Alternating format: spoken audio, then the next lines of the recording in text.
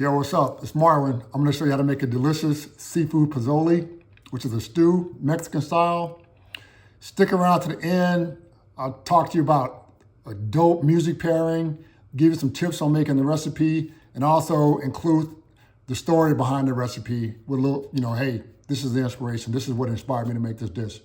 All right, let's get to cooking.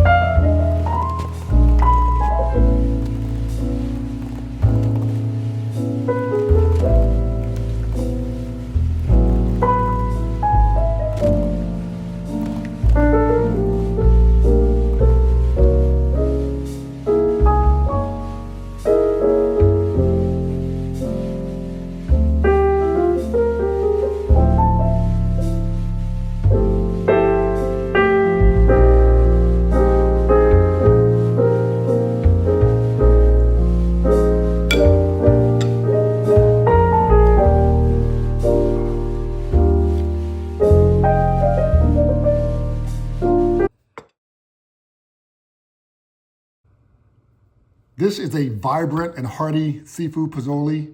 You got succulent shrimp, flavorful tender white fish as the star of this dish. And then you got a smoky broth, creamy, delicious, complex, that just rounds the dish out and gives it its essence and that Mexican inspiration. This is kind of like coastal Mexico if I were to, really break it down because of the seafood focus. The broth is special. You got those smoky chilies, you got the garlic, you got the onions, you got spices. It's just really, really tasty. And there's a really, really fresh, exciting seafood broth that's married with the dish. And then to round things out, you got the hominy, which gives it that heartiness that makes it like really comforting, really hearty, kind of feeling, but also super flavorful as well. All of these things come together to make a really wonderful dish. Big on flavor, big on color, and it's got like a really killer aroma that'll smell up your whole kitchen, no doubt. Check it out. So hominy is just corn, that's been rinsed to the point that the hulls have basically been removed from the corn. And so what you end up with is these puffy, kind of corn-like kernels that are soft and tasty. Hominy is also what's used to make grits. I mean, grits is basically like kind of grinded up or ground hominy. So same family of corn, just a different texture, different process for making.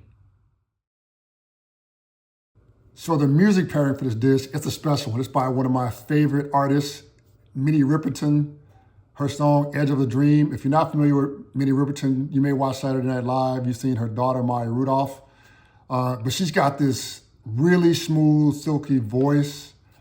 Her vocals provide like a really dreamy melody in the song that I think marries really well with the silky smooth seafood pozole. Like there's a really like kind of perfect blend.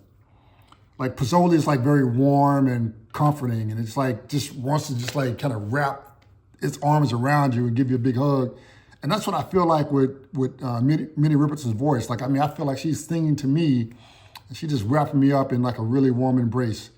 And so that had a lot to do with my inspiration for making this dish.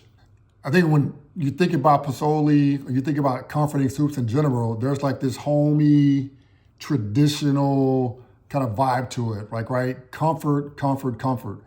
And when I hear Minnie sing, like, you know, I think about those times when I was in the kitchen on a Saturday or cleaning up on a Saturday afternoon with my grandmother, and she had Minnie Riperton, you know, bumping in the background, and it just made me feel good. I'd pause and just really enjoy the moment, even though I was doing something that I didn't enjoy, which was cleaning up on a Saturday morning. The melody, the gentleness of the song really mirror the way the ingredients of the seafood pozole work together. You know, nothing overpowers anything. Even the poblanos are kind of muted a little bit. You get the flavor without the heat because I took the seeds and the veins out. But you get that warmth of the peppers. And it really blends well with the seafood and some of the other ingredients. I think some of the other ingredients are like really subtle, like even like the shrimp, there's like a subtle sweetness to it. And the halibut's like pretty subtle. It's not like overpowering in terms of like seafood that you can use. And again, I think that fits with the way Minnie sings. Like she's got a wonderful voice. It's sweet, it's perfect, but it doesn't just overpower the music that's backing her up. Like it really works together. The recipe inspiration. I love soups. I could eat soup all year round. As a matter of fact, I try to eat soups all year round. The problem is most soups are real heavy, you know, meat-based, you know, not really something you want to do all the time in the summertime, especially if it's like a long stew cook or a long braise. So I wanted something that was like light, that I could enjoy, but also something that was comforting and filling. And that's where the hominy comes in, and it provides those elements, and you really can't go wrong. It delivers on all of those things.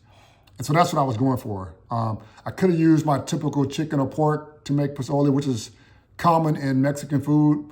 But again, that seafood is a lot much lighter, but also it requires much less time to cook. So you don't have this hot kitchen going on in the middle of the summer, particularly down here in Texas, which is where I'm located. So I have a few recipe tips for you to make this soup even a bigger banger, just that one you're gonna love. One, keep the stock simple. One that I make that's super flavorful and got like a lot of that seafood permanence and just like taste. There's a lot of flavor in shrimp heads and shrimp tails. I use that blended up in water and then just strain it to get like literally a stock that tastes like it's like fresh from the sea. Recipe tip number 2, take advantage of that natural corn flavor in the hominy. It's rich, it's deep. So when you add it to the dish, let it simmer in that stock and release some of that corn flavor into the stock. And it actually infuses the stock with the corn and makes it even much more complex and deep in flavor. So much that you are really going to enjoy it. And it doesn't, like I said, it doesn't take a lot of ingredients. It's hominy, it's shrimp heads and tails, and water. And you got the makings of a really, really nice tip number 3, if you can find it, use cilantro, which is similar to cilantro, but also different. And you can find it primarily in Latin or Caribbean markets. They're very similar. Cilantro is more leafy.